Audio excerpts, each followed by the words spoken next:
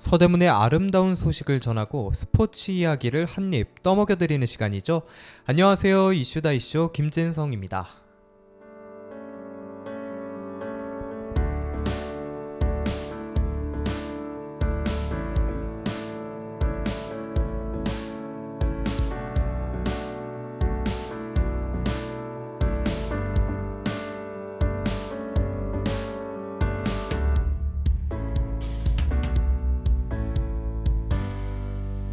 네, 청취자 여러분 오늘도 찾아와 주셔서 고맙습니다. 와, 이제 정말 본격적인 장마가 한창인데요. 저는 월요일 밤마다 이렇게 녹음을 하고 있는데 항상 이 따릉이를 타고 오거든요. 오는 길에 비가 안 내려서 정말 다행이었습니다. 출발하기 직전에 이게 따릉이가 와서 따릉이가 오는 게 아니죠. 지금이 좀 늦은 밤이다 보니까 살짝 제가 살짝 잠이 오기도 하고 이래서 말이 꼬였는데 네, 열심히 다시 달려보도록 하겠습니다. 네, 따릉이가 오는 게 아니라 비가 오는 거죠.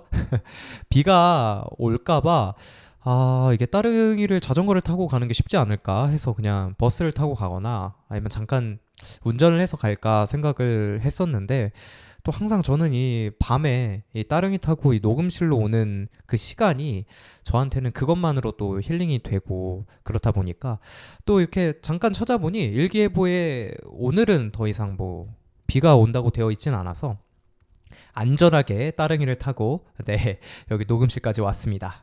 여러분 근데 이번 장마는 그냥 일반 장마랑 다르게 소나기성으로 갑자기 한낮에 좀 그래도 괜찮았다가 막 폭우를 막 들이붓고 막 그런 식으로 많이 오더라고요. 그렇게 들이닥칠 때가 또 많은 또 이번 장마다 보니까 한동안은 아침에 나서실 때 항상 우산 꼭 들고 챙기셔서 나가셔야 할 것 같습니다. 이런 날씨가 기온은 또 그리 높지는 않잖아요. 보면 막 한 30도에 육박하지도 않고 한 25, 26, 27도 막 이렇게밖에 안 되는 것 같은데 너무 습하다 보니까 이 땀도 줄줄 나고 불쾌지수가 쭉쭉 올라가는 그런 시기인 것 같은데요. 여러분의 불쾌함을 싹 날려드릴 수 있도록 저도 힘차게 진행해 볼 테니까요. 여러분도 퇴근길 에너지 가득 충전하셨으면 좋겠습니다. 그럼 먼저 오늘도 서대문의 주간 소식부터 전해드리겠습니다. 네, 곧바로 먼저 첫 번째 소식입니다. 2027학년도 대입 수시 합격 전략 설명회가 열린다고 합니다. 한 발 앞선 정보 내 아이의 대학을 바꿉니다 라는 솔루션으로 진행이 된다고 하는데요. 7월 11일 이번 주 토요일 오후 2시부터 서대문구청 6층 대강당에서 진행이 된다고 하니까요.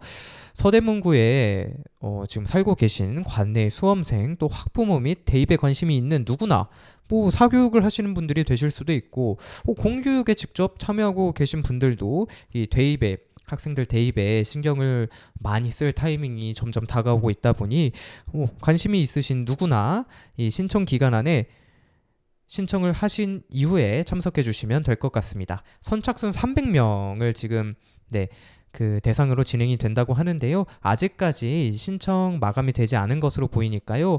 요 아래 QR코드가 있습니다. 서대문구청의 인스타그램 주소로 들어가셔도 볼 수 있고요. 서대문구청 홈페이지를 통해서도 아마 이 QR코드를 쉽게 스캔하셔서 신청서를 작성할 수 있을 것으로 보입니다. 서대문 구청에 직접 전화 문의를 하셔도 될 것 같은데요. 요 인스타그램이나 홈페이지를 통해서 편리하게 신청서를 작성할 수 있으니까요. 그런 방법으로 진행을 해주시면 될 것 같습니다.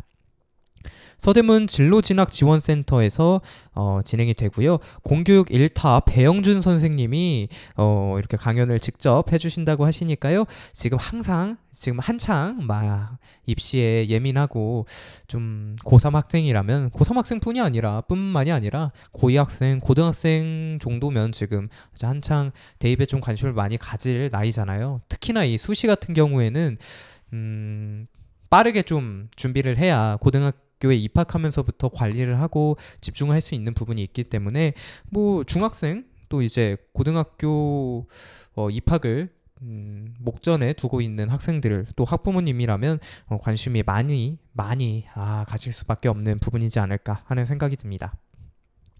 다만 주차 공간이 협소하기 때문에 대중교통을 이용하시는 게 편하실 것으로 보입니다. 네, 그러면 이 입시에 좀 관심이 많으신 분들이라면 꼭 신청하셔서 요 배영준 선생님의 대입 수시 설명에 참석하시면 좋을 것 같습니다. 네, 이어서 다음 소식입니다. 정책 메이커를 모집하고 있다고 하는데요. 2026 서대문구 청소년 대토론회 그리고 정책 제안 대회가 요 곳에서 정책 메이커를 지금 현재 모집 중이라고 합니다.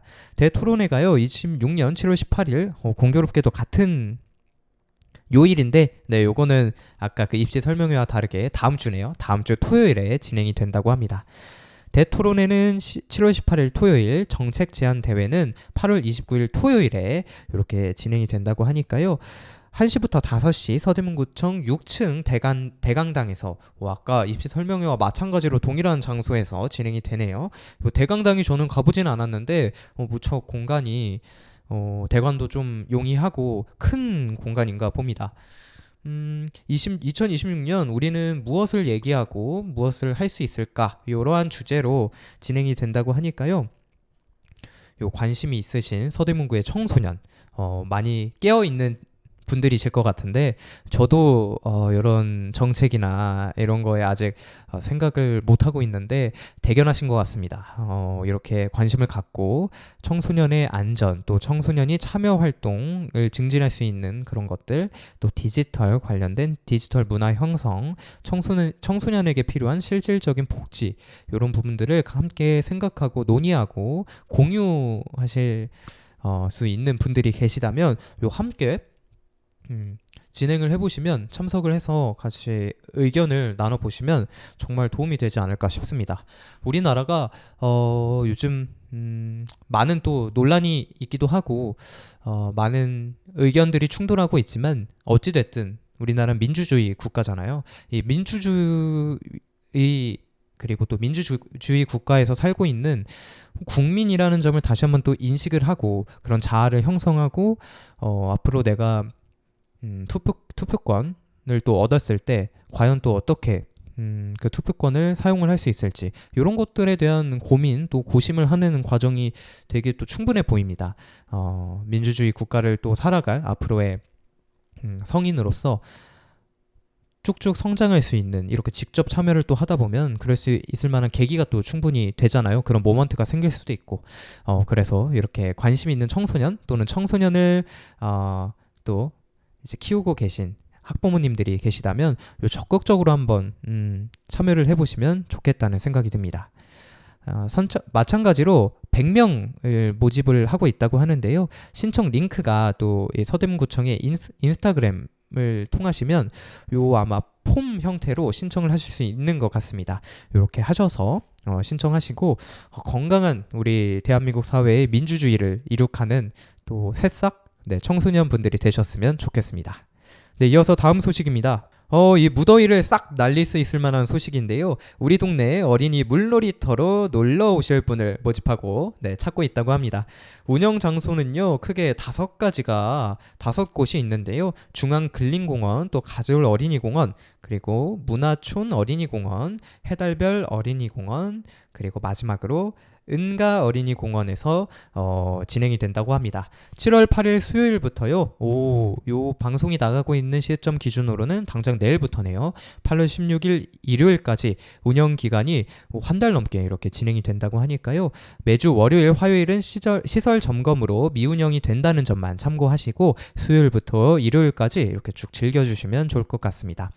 요 장마 기간 동안에는 우천시에는 탄력적으로 운영이 될 수 있다는 점까지 미리 좀 생각을 해주시고 아이들과 함께 요 물놀이터에서 즐기시면 될 것 같습니다.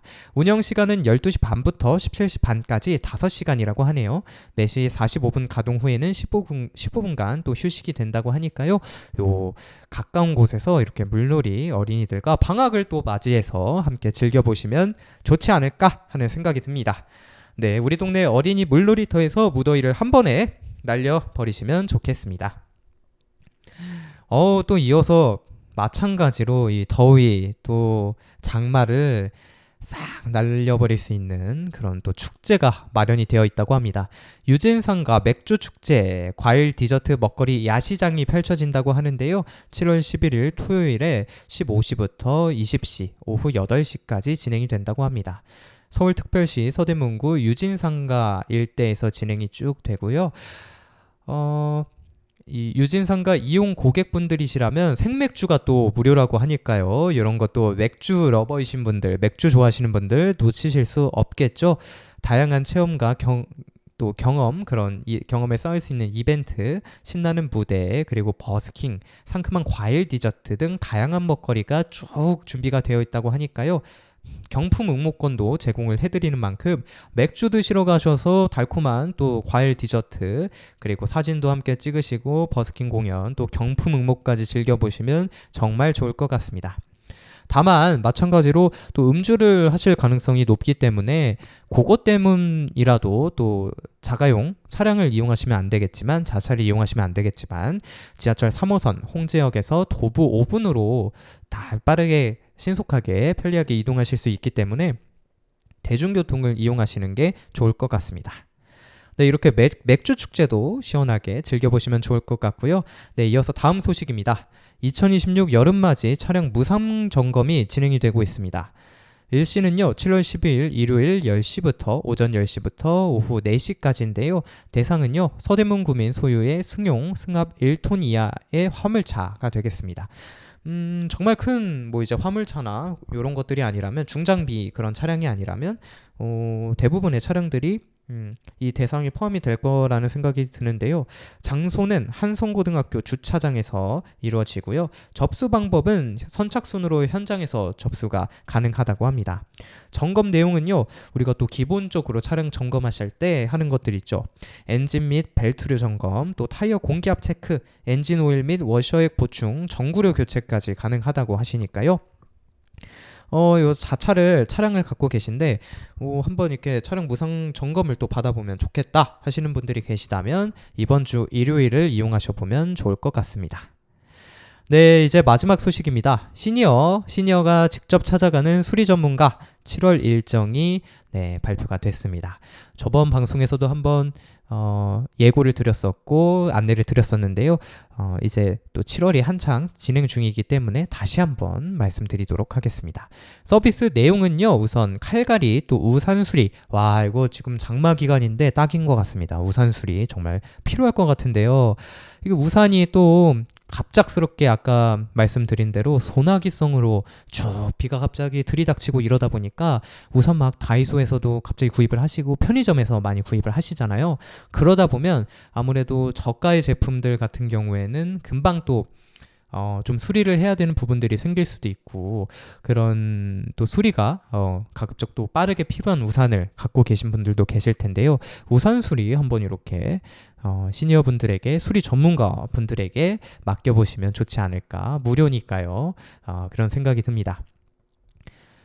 7월 7일 북과자 일동주민센터에서 진행이 되고요. 아마 근데 이 방송이 나갔을 시점에서는 요 화요일은 일정이 종료가 되지 않았을까 싶습니다.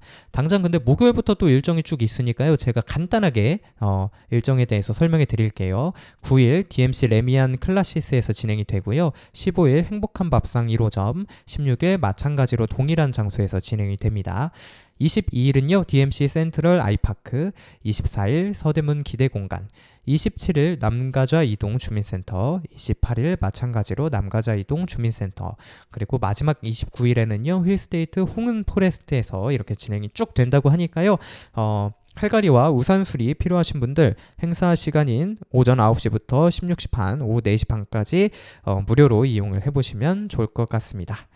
네, 이렇게 마지막 소식까지 정리해서 전해드렸습니다. 오늘 전해드린 이런 소식들, 서대문구를 위한 소식들, 정리해드린 소식들, 청취자분들의 일상에 조금이나마 도움이 되셨으면 좋겠습니다. 그럼 노래 하나 듣고 다시 곧바로 찾아오도록 할게요. 펀의 위아영.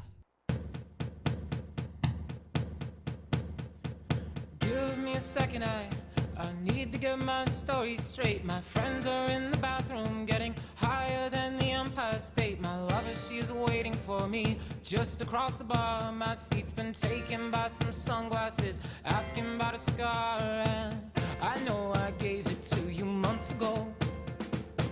I know you're trying to forget, but between the drinks and subtle things, the holes in my apologies, you know, I'm trying hard to take it back.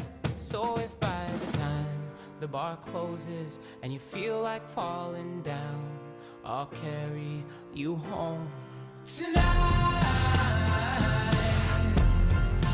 We are young,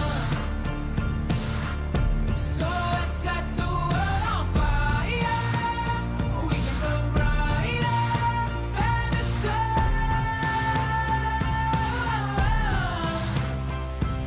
tonight. We are young, so let's set the world on fire. We can burn brighter than the sun tonight.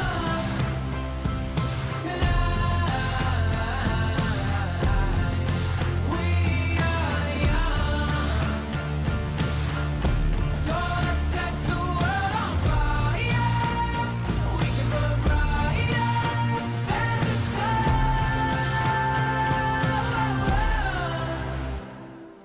Carry me home tonight. Just carry me home tonight. The moon is on my side. I have no reason to run. So will someone come and carry me home tonight? The angels never arrive, but I can hear the choir. So will someone come and carry me home tonight? We are young, so let's set the world on fire. We can burn brighter than the sun tonight.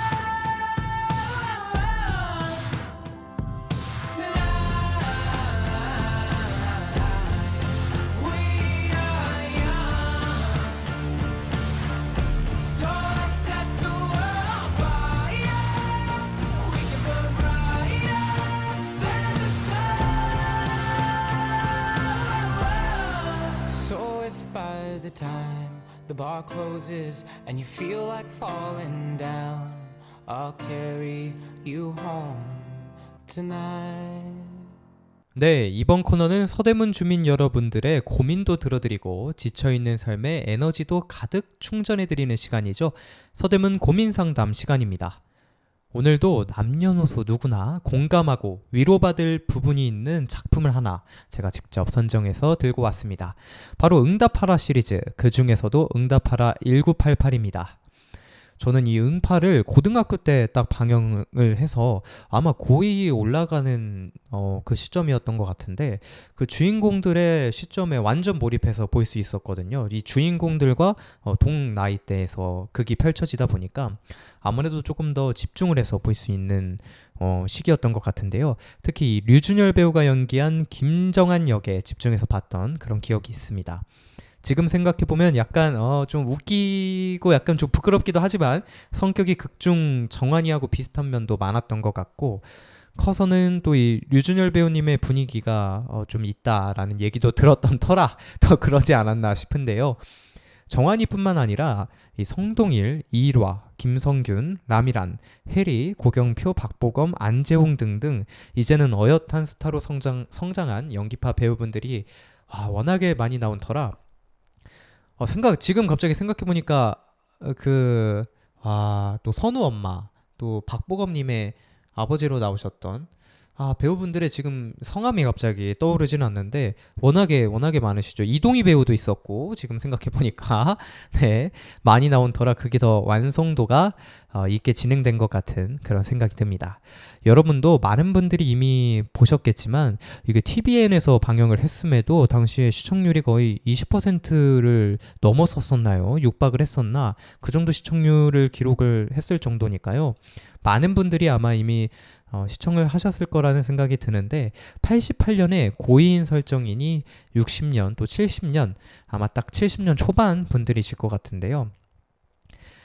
뿐만 아니라 그들의 부모 세대에게 공감을 할 수도 있고 그 윗세대, 그러니까 그리고 88년을 설정으로 한 이야기가 펼쳐지지만 고등학생 또 커서는 20대인 것은 마찬가지잖아요. 지금을 살아가는 고등학생이나 20대이신 분들이랑 어차피 그래도 그 나이대에 경험할 수 있는 그 동일한 무언가가 있다 보니 지금 저랑 비슷한 또래인 분들도 그 누구라도 아마 그냥 남녀노소 누구나 아마 분명 위로받고 힐링받을 수 있는 그런 포인트가 있지 않을까 생각이 듭니다. 또 그냥 단순히 이 주인공 해리의 응답하라 시리즈의 가장 중요한 매력 중 하나잖아요. 이 남편 찾기, 해리의 남편 찾기에 몰두해서 봐도 무척 재밌는 또 작품이니까요. 이 88년에서 쭉 흘러 2000년대 전후까지 흘러가는 이 이야기를 보면서 힐링 받아보셨으면 좋겠습니다. 또 무엇보다도 응파라면 이 마왕 신해철님의 무한궤도, 그대에게 그리고 이문세님의 소녀 등 리메이크 되기도 하면서 정말 아름다운 OST들이 함께 펼쳐지는 그런 매력이 또 있는데요. 그럼 오늘도 기획 의도 살펴드리고 곧바로 OST 감상해 보도록 하겠습니다. 당신이 가장 행복했던 시절은 언제입니까? 386 세대도 88만원 세대도 아닌 그래도 아직은 기성세대로 불리고 싶지 않은 한 여자가 있다. 대한민국에서 가장 많다는 1971년생 45세 성덕선. 덕선이 18이던 1988년 건국 이래 최고의 행사인 서울올림픽이 열렸고 학력고사를 치르던 1989년 베를린 장벽이 무너졌다. 대학에 입학하던 1990년 MBC 라디오 배철수의 음악 캠프가 시작됐다. 누구에게나 내가 살아온 시대는 특별하기에 그날들을 선명히 기억한다. 월급날 아버지가 사오던 누런 통닭봉투, 이불 깊숙이 아버지의 밥 공기를 넣어놓던 어머니, 온 가족이 도란도란 모여 앉아있던 한 지붕 세 가족, 앞집, 옆집, 뒷집 너나 없이 나누고 살았던 골목 이웃들을 기억한다. 지나온 추억은 아련히 떠올라 밤잠을 뒤척이게 하고 오늘을 살아가는 발판이 된다. 응답하라 1988은 우리가 보낸 시간에 관한 이야기며 그 시절 청춘을 보낸 그리고 지금의 청춘들에 보내는 위로와 격려다. 현재를 살아가고 견디며 잘 지내고 있는 모든 이들에게 보내는 연가. 계절의 봄처럼 짧았고 청춘처럼 찰나로 지나간 그 시절로의 여행을 떠날 것이다.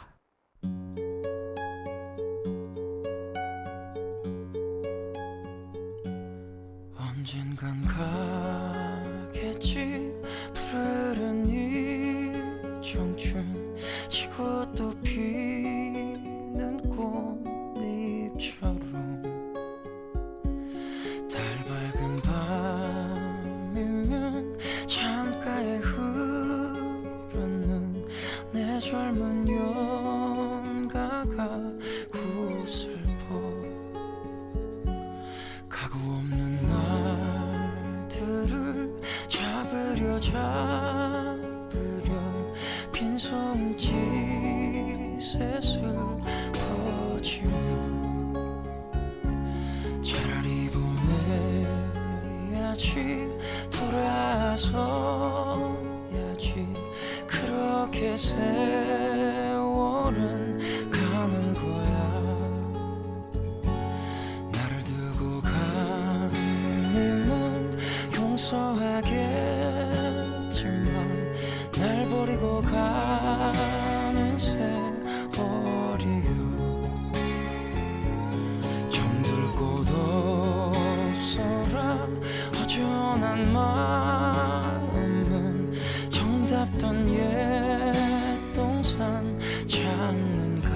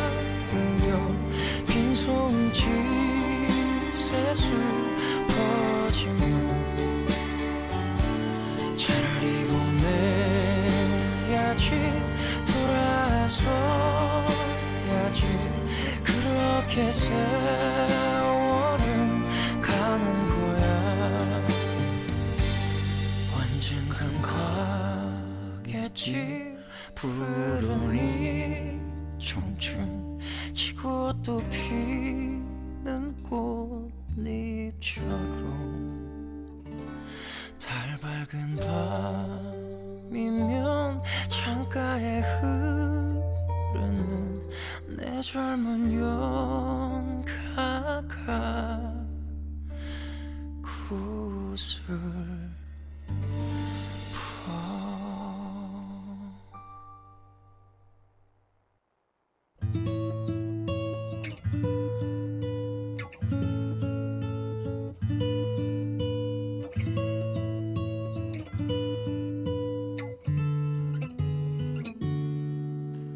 그대여 아무 걱정하지 말아요 우리 함께 노래합시다 그대 아픈 기억들 모두 그대여 그대 가슴에 깊이 묻어버리고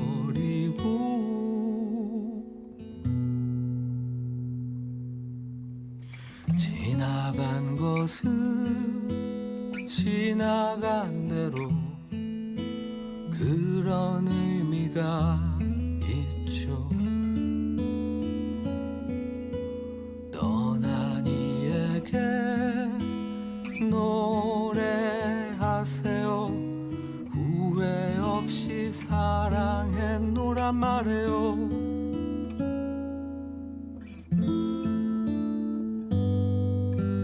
그대는 너무 힘든 일이 많았죠 새로움을 잃어버렸죠 그대 슬픈 얘기들 모두 그대여 그대 탓으로 훌훌 털어버리고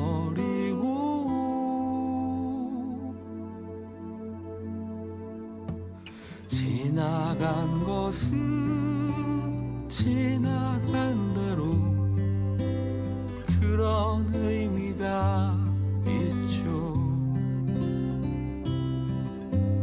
우리 다 함께 노래합시다 후회 없이 꿈을 꿨단 말해요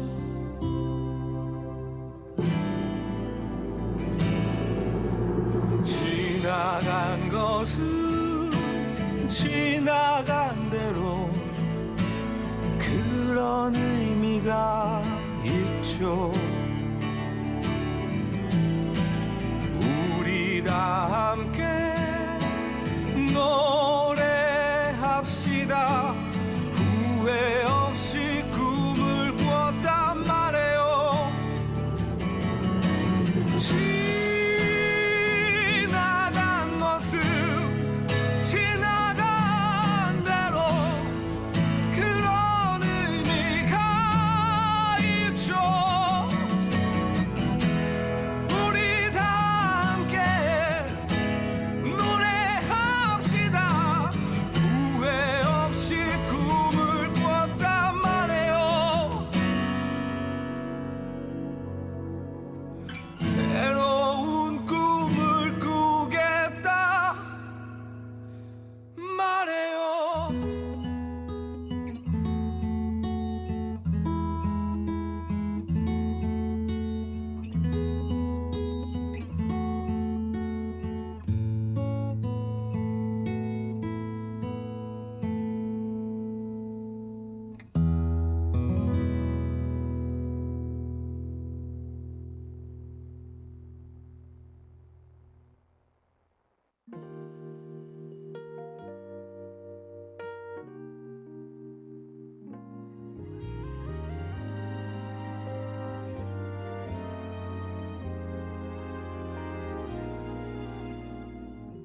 내 곁에만 머물러요 떠나면 안 돼요 그리움 두고 머나먼 길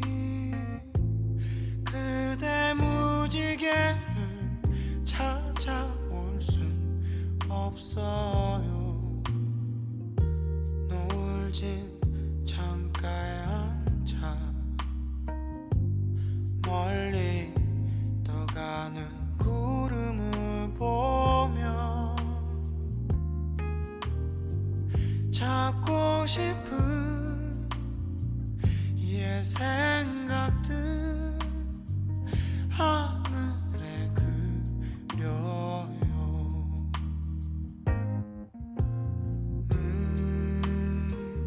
불어오는 차가운 바람 속에 그대 외로워 울지마. 나 항상 그대 곁에 머물겠어요. 떠나지 않아요.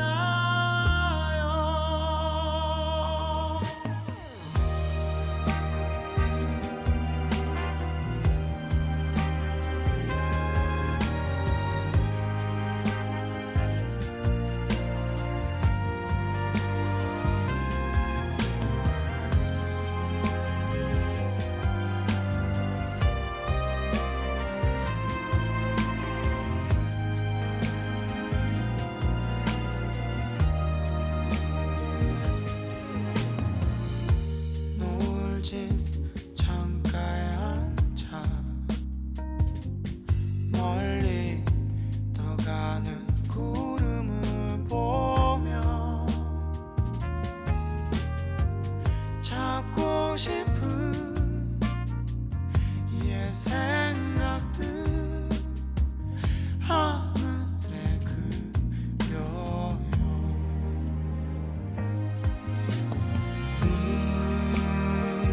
불어오는 차가운 바람 속에 그대 외로워 울지마. 나 항상 그대 곁에 머물겠어요. 떠나지 않아요.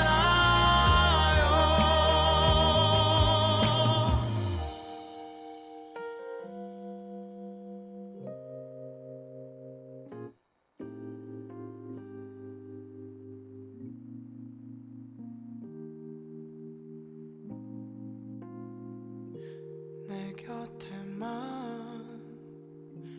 머물러요. 떠나면 안 돼요.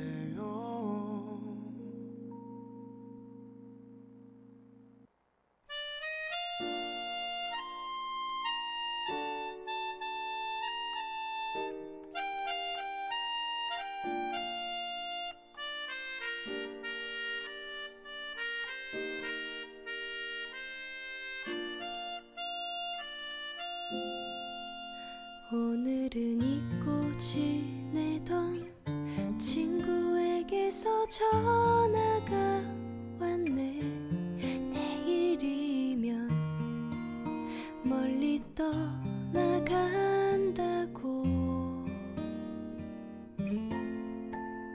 어릴 적 함께 뛰놀던 골목길에서 만나자 하네.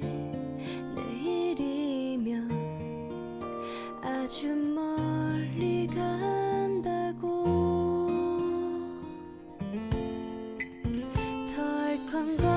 덜컹거리는 전철을 타고 찾아가는 그 길. 우린 얼마나 많은 것을 잊고 살아가는지.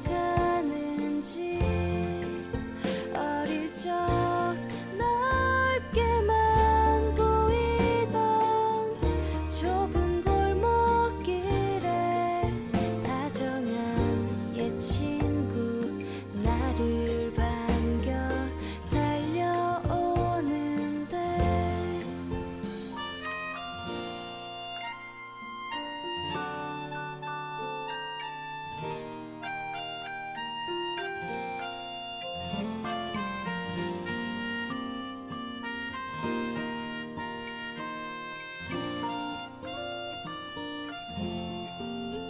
어릴 적 함께 꿈꾸던 부푼 세상을 만나자 하네. 내일이면 멀리 떠나간다고.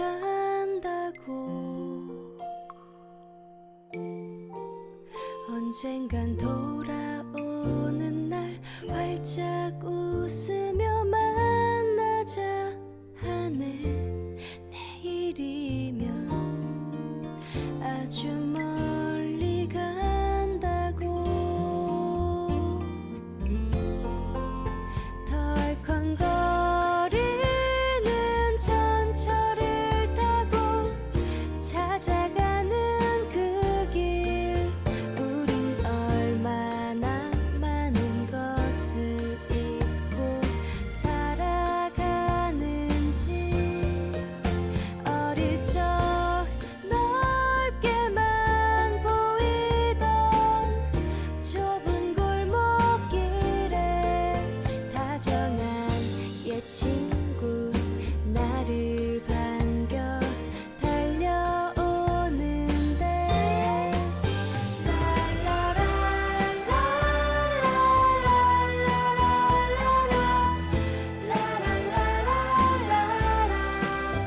우린 얼마나 많은 것을 잊고 살아가는지.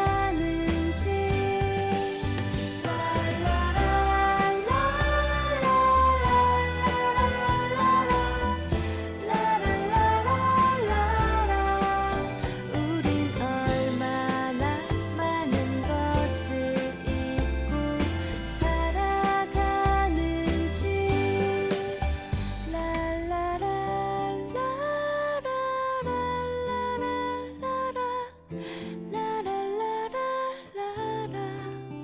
우린 얼마나 많은 것을 잊고 살아가는지.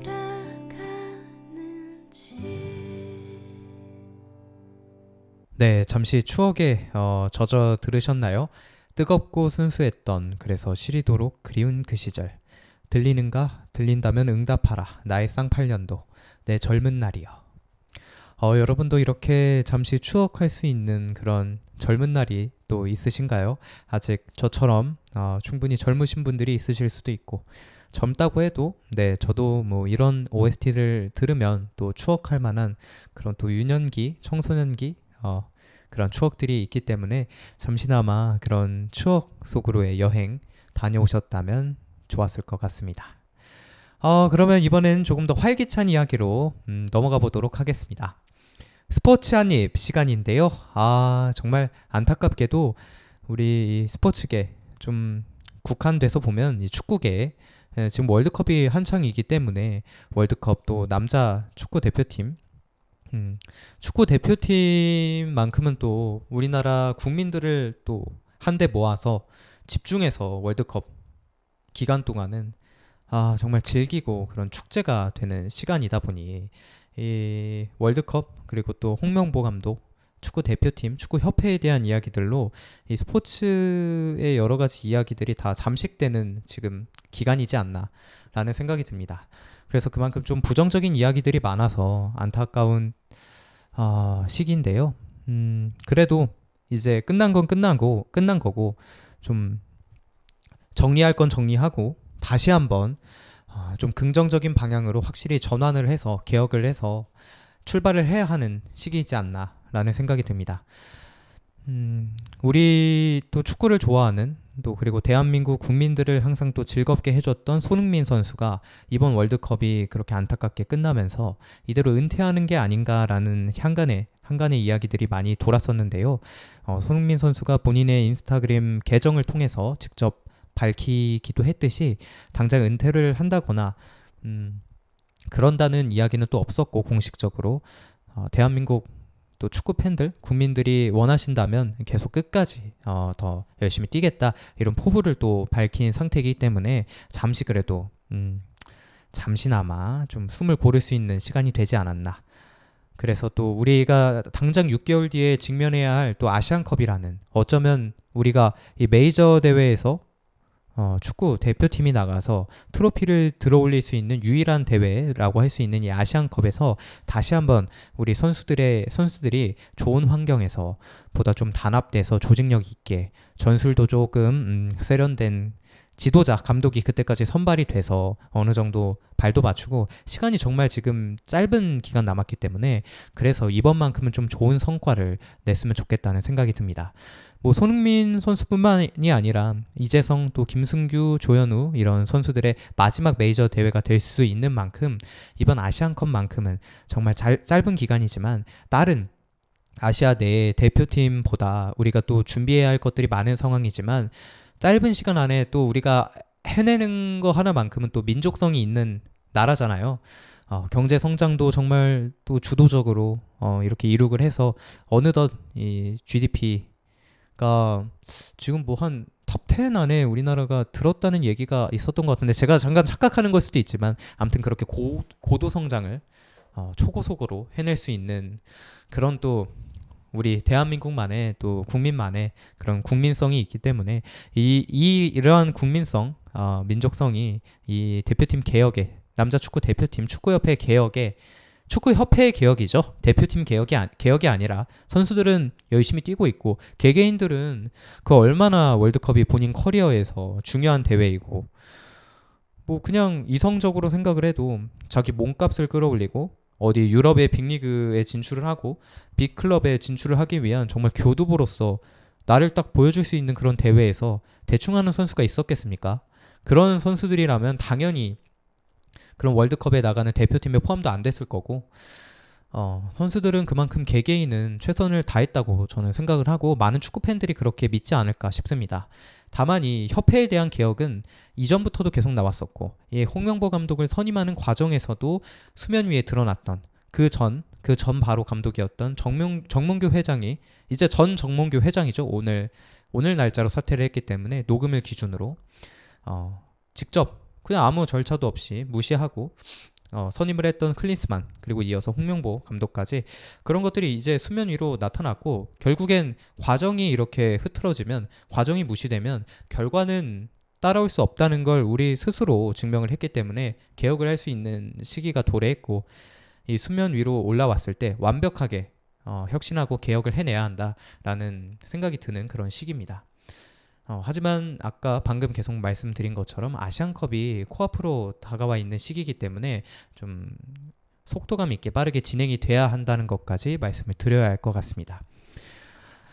이런 분위기에 힘입어서 이 K축구혁신위원회가 출범을 했고요. 박지성 전 선수를 공동위원장으로 또 이영표, 박주호 위원 등으로 구성된 이 K축구혁신위원회가 이미 첫 회의까지 이미 진행을 했다고 합니다. 이 박주호 선수가 또 이 홍명보 감독이 선임되는 과정에서 그때 당시에 감독을 선임하는 기구였던 전력강화위원회의 위원으로 포함이 되어 있으면서 뭐 캐나다를 이번 월드컵에서 이끌었던 제시 마치 감독 또 여타 독일에서 이 박주호 선수가 독일에서 활동을 했기 때문에 독일의 인맥들을 통한 독일 리그에서 뛰었던 아니면 독일 감독들을 많이 이렇게 추천을 하고 프로필을 보고를 했지만 무시되거나 프로필 자체가 이 후보로 등록이 되지 않다거나 이러면서 결국에는 박주호 등 전력강화위원들이 모르는 암암리에서 홍명보 감독이 선임이 된 걸 우리가 그때 박주호 전 선수 그때 당시 전력강화위원이 직접 진행하고 있던 라이브 방송에서 그 소식을 듣고 당황한 표정을 보면서 우리가 그걸 확인을 했었잖아요.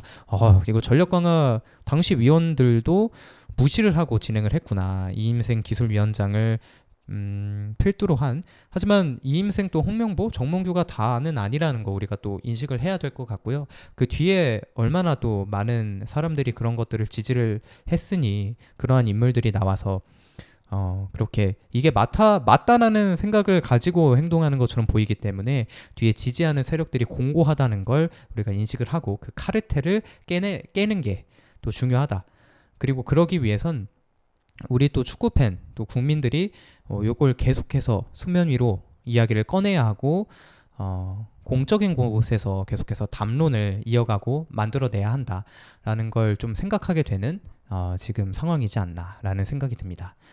그래서 이 박주호 위원 같은 경우에는 당시에 국정감사도 진행을 했었잖아요. 홍명보 감독에 대한 그런 선임 과정을 중점으로 해서 진행을 했던 그런 국정감사에서 함께 출석을 해서 증인으로서 여러 가지 본인이 전력강화위원으로서 진행했던 이야기들, 본인이 모르고 당시 위원들이 무시된 채 이 감독이 선임됐던 그런 이야기들을 직접 증언했던 것으로 또 알려져서 우리 또 축구 팬들에게 박주호라는 사람이 어느 정도 깨어 있고 선수 출신으로서 또 이런 혁신, 축구협회를 개혁하고 혁신하는데 도움을 줄 수 있는 인물이라는 것을 증명해냈기 때문에 또 이 박주호 위원, 또 혁신위원회에서 어떤 역할을 할지 또 궁금해지는 그런 인물이라고 할 수 있겠습니다.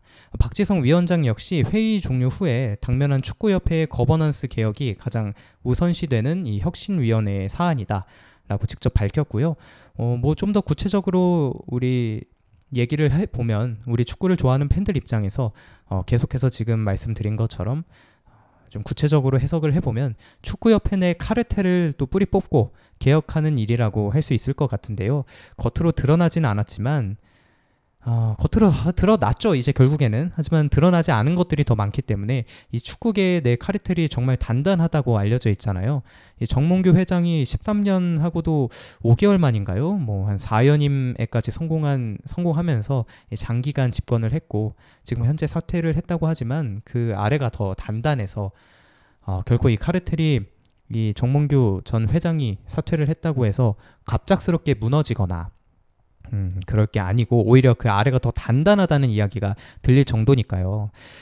이 지역 대회나 또 시도민 구단이 또 많잖아요. 우리 K리그 내에 K리그 1, 2 그리고 이번 시즌에 뭐 김해, 파주, 용인이 또 참가를 했는데 모두 시도민 구단이고 그렇다 보니까 이 지역 내에 뭐 체육회 뭐 그런 유지라고 해야 될까요? 그런 분들이 또 갖고 있는 이 카르텔 또 그런 지역 축구 그리고 더 나아가서 한국 축구에 또 끼치고 있는 영향력들이 굉장한데 이걸 우리가 또 카르텔이라고 할 수 있을 것 같고요.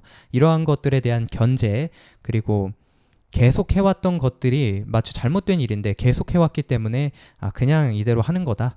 일관성 있게 하는 거다라고 생각이 됐던 것들에 대한 그런 부분에 또 혁신이 필요하지 않을까. 그러한 역할들을 이 K축구 혁신위원회가 박지성 공동위원장, 이영표 또 박주호 위원 등으로 구성된 이 위원회가 필두로 해서 좀 뿌리 뽑고 혁신을 해야 하는 부분이지 않을까 하는 생각이 듭니다. 너무 좀 우울한 이야기가 계속돼서 좀 안타까운데요. 빠른 시일 내에 회장부터 이제 새로 뽑고 쿠팡 플레이 대표 등 이렇게 젊은 또 리더들도 관심이 지금 현재 있다라는 얘기가 들리고 있으니까요. 좀 축구에 또 관심이 많고 이런 혁신, 개혁을 좀 앞장서서 해주실 수 있는 그런 분이 새로운 축구협회 회장으로 선임이 되셔서 일을 좀 잘 해주셨으면 좋겠다는 그런 생각이 우선 듭니다. 뿐만 아니라 또 회장 선임과 동시에 감독 또 선임도 동시에 이루어져야 할 텐데요.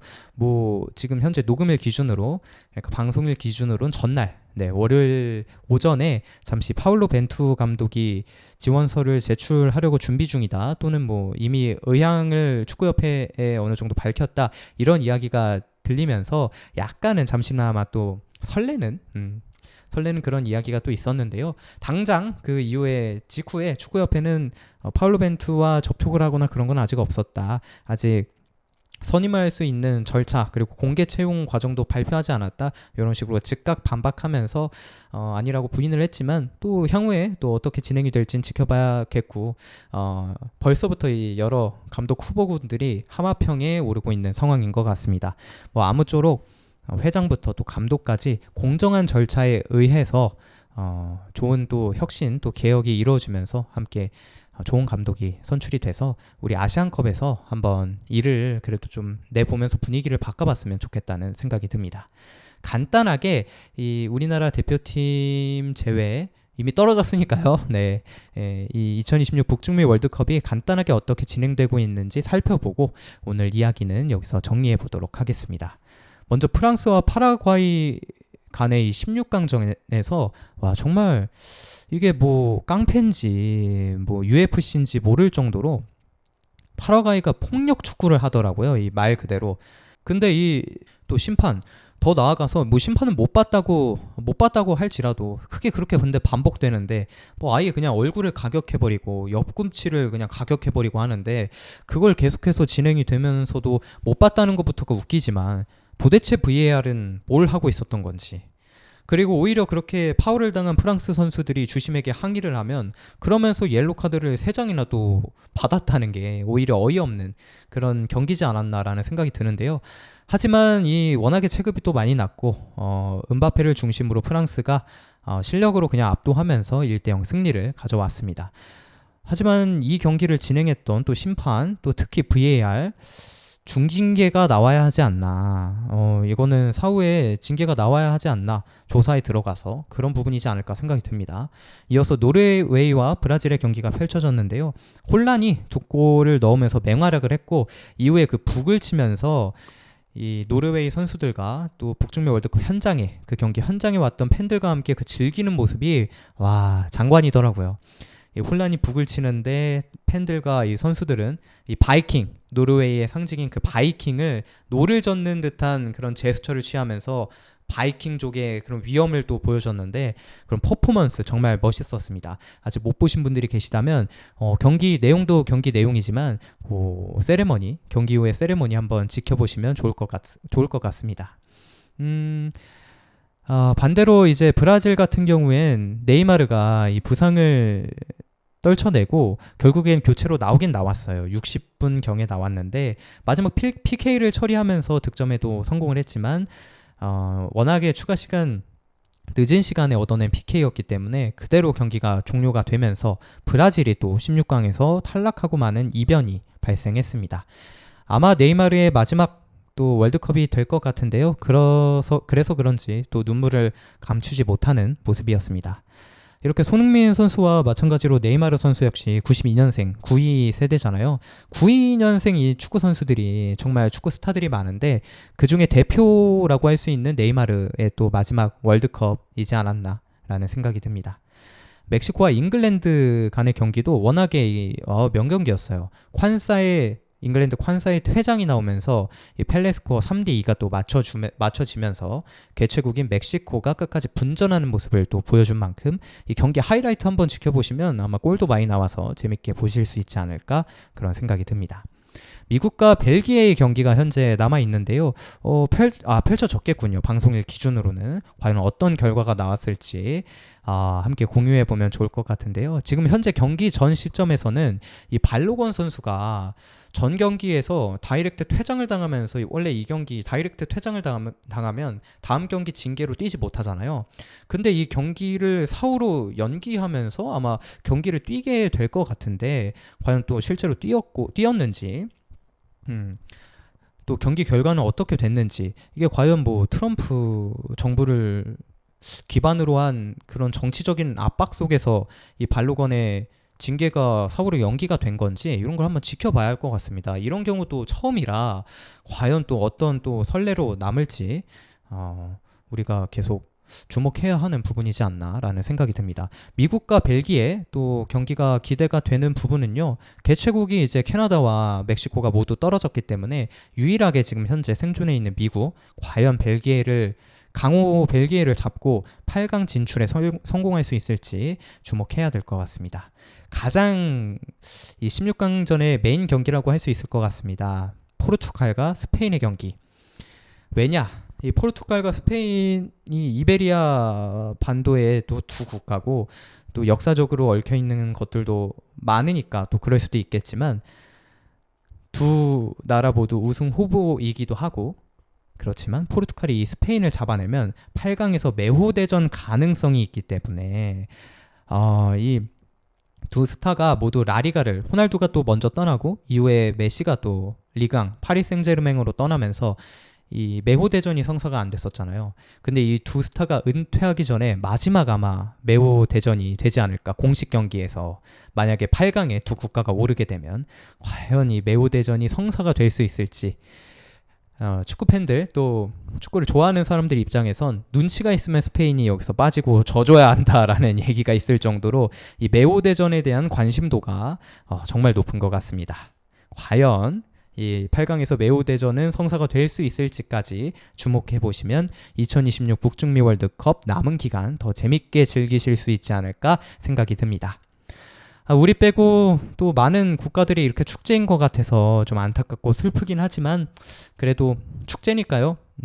이렇게 즐길 수 있는 부분들 관전 포인트 짚어가면서 함께 하시면 좋을 것 같습니다. 이렇게 오늘도 월드컵 소식 정리해드리면서 인사드리도록 하겠습니다. 지금까지 이슈다 이슈 김진성이었습니다. 청취해주셔서 고맙습니다.